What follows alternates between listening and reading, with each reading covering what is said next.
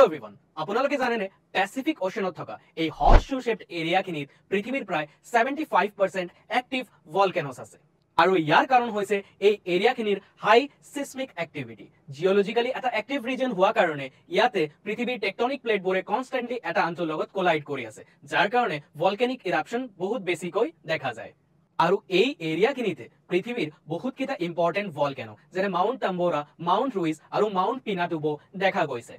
আৰু এই ring of ফায়াৰৰ কাষতে বহু কেইটা কান্ট্ৰিজ যেনে জাপান ফিলিপিন্স ৰাছিয়া ইণ্ডোনেছিয়া আৰু নৰ্থ আৰু সাউথ আমেৰিকান কিছু কান্ট্ৰিজ আছে